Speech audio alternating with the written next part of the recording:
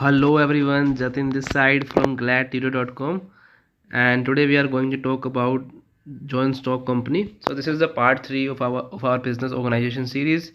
In our previous video we have discussed about partnership deed, and in my first video of business organization I have discussed about the forms of business organization. So if you want to watch the previous videos, you can see the upper I button and you can click on that, and I have also put the link in the description. You can watch it later after watching this video.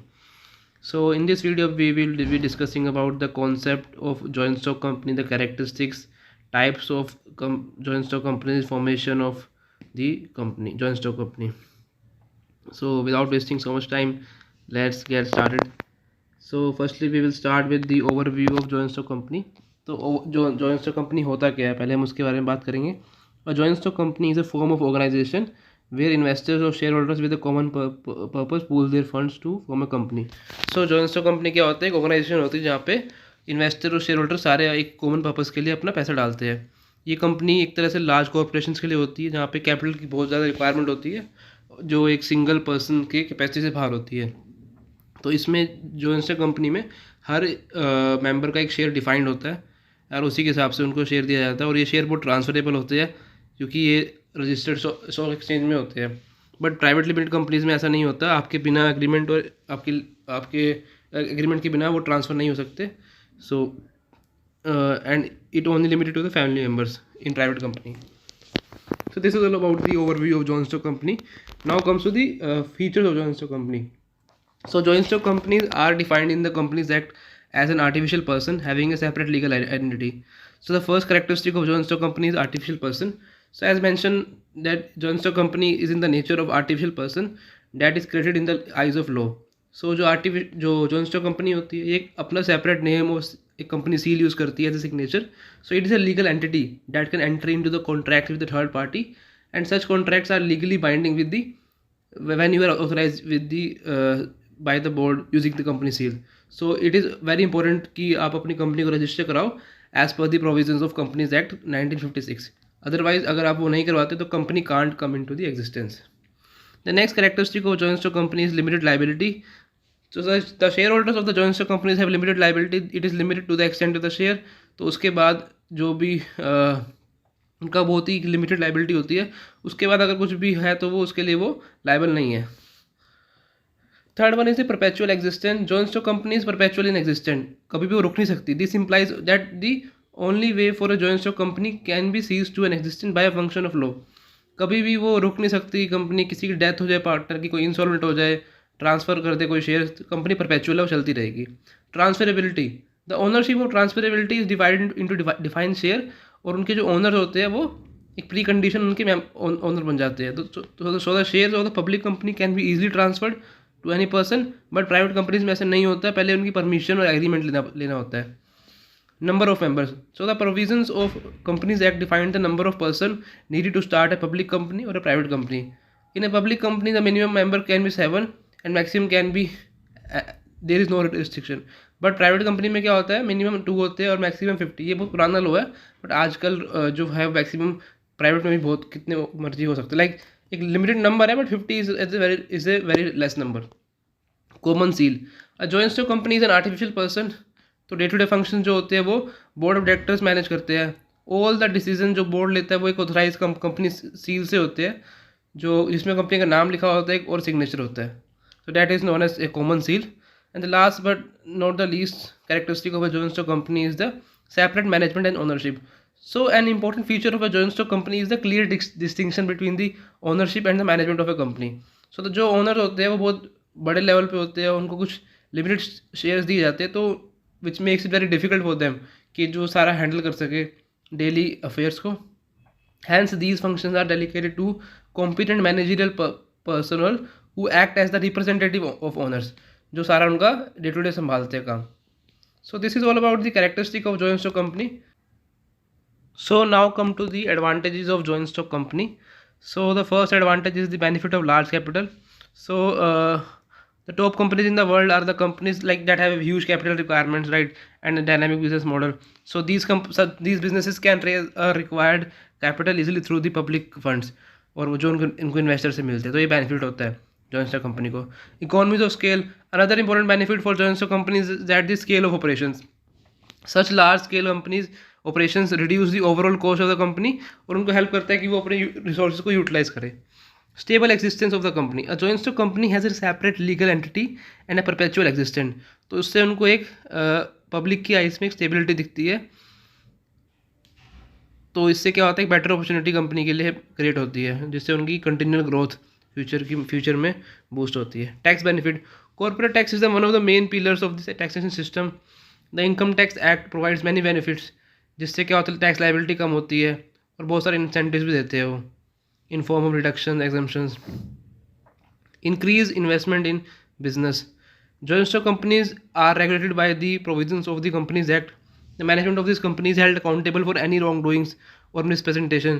तो उनको report करना पड़ता है share holders और owners को इसके लिए। तो इससे क्या होता है, पब्लिक के, वही ऑब्वियस बात है कि पब्लिक के आइज़ में कॉन्फिडेंस बढ़ता है, जिससे इन्वेस्टर्स भी एश्योर रहते हैं अपनी इन्वेस्टमेंट के लिए। Now come to the limitation of joint stock company.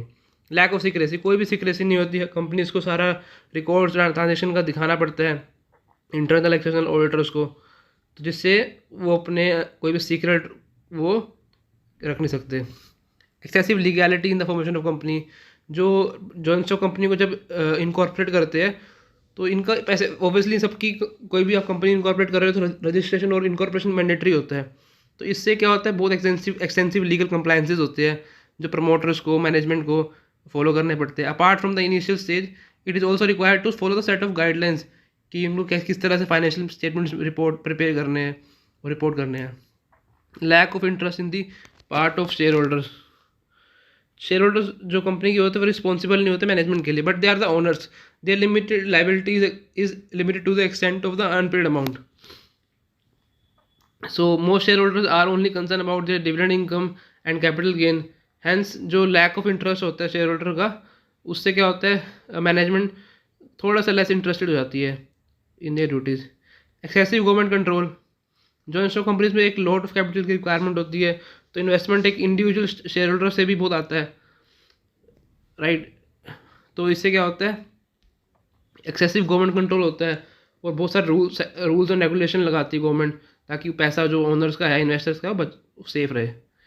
Also India is yet to achieve the ultimate ease of business, जो एक हर बिजनेस को स्मूथली ऑपरेट करने के लिए एक की होता है।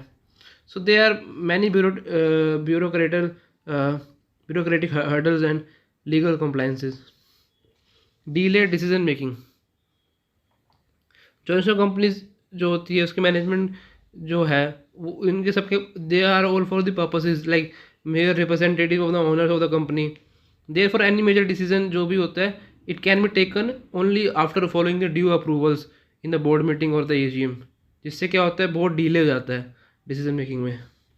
इनकैपेबल मैनेजमेंट, जो management of the company has to be quite capable of finding the complex operation of the business as well as meeting the ultimate goal of increasing the bottom line. So if the management is not capable, it can result in dire consequences, even to the point of winding up of the company. So it is important that the management both the competent or well experienced ho. So this is all about the limitations of joint stock company. I hope you have understood. Sorry, we have left one point, excessive control of the board.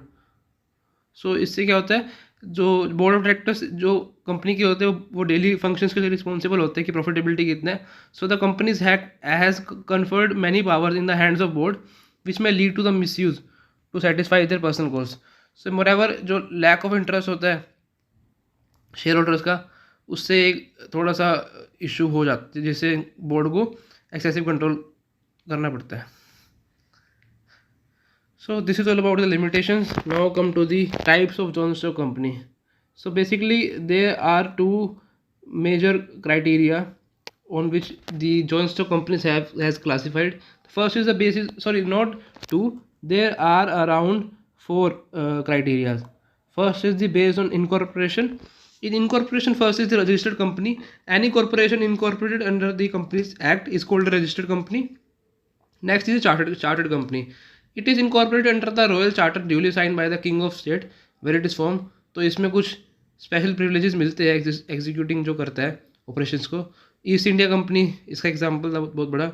Statutory company, जब parliament कोई special act pass करता है companies की favour में, that is known as a statutory companies. इन companies में public utilities और amenities मिलती है, right. Based on the number of members, private company, public company, private company को 3 कंडीशन फॉलो करनी होती है कि वो अपने नंबर ऑफ मेंबर्स को लिमिट करेगी, ट्रांसफ़र शेयर्स को रिस्ट्रिक्ट करेगी और किसी भी पब्लिक की इन्विटेशन को प्रोहिबिट करेगी।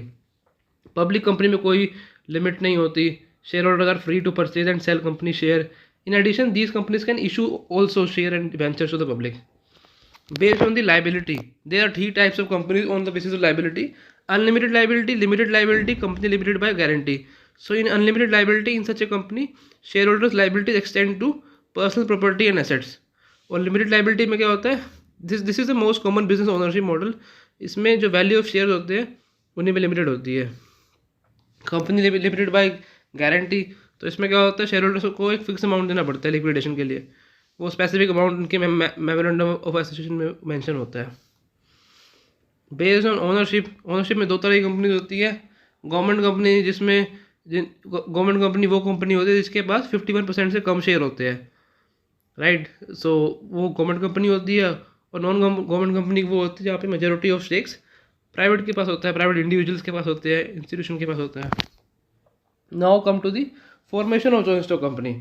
So the formation of joint stock company, like it can be any company, means the establishment of business, जिसमें पहले प्रमोशन होता है, एक प्रमोटर डिफाइन किया जाता है, फिर इनकॉर्पोरेशन होता है, फिर सब्सक्रिप्शन ऑफ कैपिटल होता है, and after this steps the final decision is taken by the promoter related to the starting of the business, कि कैसे बिजनेस स्टार्ट करना है। Now discuss about the all the stages. First is promotion, incorporation, capital subscription and commencement. So in promotion it's like the generation to start the company, right.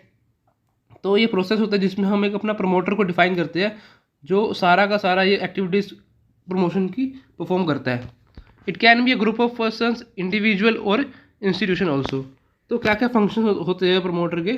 First is the determining the business idea. Promotion का जो stage होता है वो start ही idea को discover करने से होता है। वो डिफरेंट डिसीजन लेता है कि इसमें कितनी बिजनेस कैपिटल रिक्वायरमेंट होगी, कितना प्रॉफिटेबल है, इसके लिए कितने ह्यूमन रिसोर्स चाहिए मुझे। प्रमोटर ऑल्सो एनालाइज की कितने रिसोर्स और डिग्री चाहिए हो, डिग्री ऑफ रिस्क इन्वॉल्व है इसके अंदर, ताकि उसको पता चले कि ये कंपनी के लिए सही है या नहीं आइडिया। सूटेबिलिटी, जब एक आइडिया फॉर्म हो जाता है तो उसके बाद हमें फिजिबिलिटी चेक करनी होती है कि सूटेबल है कि नहीं। प्रमोटर को डिटेल इन्वेस्टिगेशन करनी होती है एक प्रैक्टिकल शेप के लिए। उस स्टेज में क्या करता है प्रमोटर, हेल्प लेता है एक्सपर्ट्स की, चाहे वो चार्टर्ड अकाउंटेंट्स हो, इंजीनियर्स हो, और उसके हिसाब से सारे पहले वो डिसीजंस हेल्प लेता है, उसके बाद वो बाद ही सूटेबल उसको बता पाते हैं। नेम अप्रूवल, हर कंपनी को पहले रजिस्टर होने से पहले एक नेम अप्रूव करवाना पड़ता है, तो उसके लिए वो नेम अप्रूव करवाते हैं रजिस्ट्रार से, राइट। उसको in other words like we can say कि name of the company doesn't match the other company name. Name पहले से किसी ने लेना रखा हो, एक यूनिक नेम होना चाहिए। Memorandum of association, promoter decide करता है कि जो करता है कौन लोग मेमोरेंडम साइन करेंगे, राइट। और इस स्टेज पे जो बंदे जो साइन करते हैं memorandum of association with the written consent, वो फर्स्ट डायरेक्टर्स बनते हैं कंपनी के। Appointment of professionals, promoter appoint करता है बैंकर्स को, ब्रोकर्स को, जो अंडरराइटर, जो भी, ताकि फाइनेंशियल डीलिंग जो भी होगी कंपनी की बहुत ही स्मूथ फ्लो में हो। डॉक्यूमेंटेशन, इस स्टेज पे क्या होता है, जो भी लीगल डॉक्यूमेंट्स होते हैं जो प्रिपेयर होते हैं उन सबको रजिस्ट्रार को हमें प्रेजेंट करना होता है, सबमिट करना होता है कमेंसमेंट के लिए। Now come to the incorporation, ये सेकंड स्टेज होता है। इसमें कंपनी को अपने आप को रजिस्टर करवाना होता है एज पर दी कंपनीज एक्ट। सो इसके भी कुछ स्टेप्स होते हैं। Filing of necessary documents like की memorandum of association, article of association, statement of authorise capital, a list of directors जिसमें उनके नाम, एड्रेस, एज आ जाता है, address of the registered office of the company. Next is the payment of fee and registration. जब document file करते हैं तो उनको एक स्पेसिफिक फ़ी जमा करानी होती है, तो वो फ़ी डिपेंड करती है कि ऑथराइज कैपिटल का अमाउंट कितना है। On the other hand registrar सारे वेरीफाई करते हैं डॉक्यूमेंट्स और चेक्स जो भी उन्होंने डिपॉजिट करी है फ़ी कंपनी के नाम के लिए। Third is the certificate of incorporation. जब एक कंपनी का नाम फाइनलाइज हो जाता है तो रजिस्ट्रार एक सर्टिफिकेट इशू करता है, उसे कहते हैं सर्टिफिकेट ऑफ इनकॉर्पोरेशन, जो इफेक्ट होता है इनकॉर्पोरेशन के सर्टिफिकेट का, वो रिप्रेजेंट करता है कि कंपनी लीगली बॉर्न है, इस डेट को कंपनी स्टार्ट हुई थी, इनकॉर्पोरेट हुई थी। तो ये हर जगह पे यूज़ आता है certificate of incorporation. Now come to the capital subscription.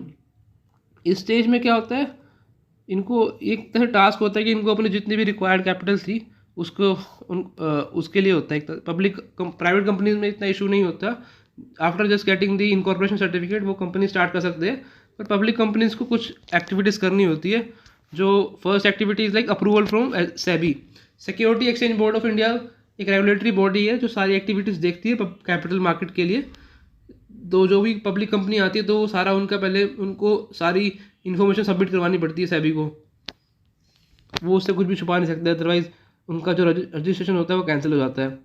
Prospectus and minimum subscription, it is another important document required for the invitation to the general public for subscribing to the share of the company. On the other side company को एक application मिलता है minimum number of shares का। Public company कभी भी allotment नहीं कर सकती unless a minimum subscription is received. Application to the stock exchange, company को अपने आप को लिस्ट करवाना पड़ता है स्टॉक एक्सचेंज में। Firstly the stock exchange authorities evaluate करती है कि साउंडनेस कैसी कंपनी की। अलॉटमेंट ऑफ शेयर्स, एक बार कंपनी लिस्ट हो जाती है स्टॉक एक्सचेंज में तो कंपनी को एक रिटर्न ऑफ अलॉटमेंट सबमिट करना पड़ता है। Now come to the commencement of business. The registrar जो होता है वो एक certificate of commencement of business certificate देता है, इशू करता है after receiving the minimum subscription. और उसी एप्लीकेशन के साथ ये एक लास्ट स्टेज होता है जिसमें अगर लीगल डॉक्यूमेंट्स प्रिपेयर हो जाते हैं तो उसके बाद कंपनी को आप स्मूथली रन कर सकते हो। So this is all about the formation of the company.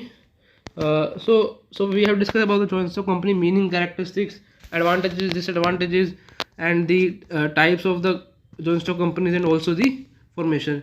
So I hope you guys have liked the video. If you like it, make sure you subscribe the channel. And if you want a complete PPT of this download version of the PPT which I have showed with you, then I have put the link in the description. You can download that PPT from that link. And make sure you subscribe the channel if you like the video. Thank you. Bye bye.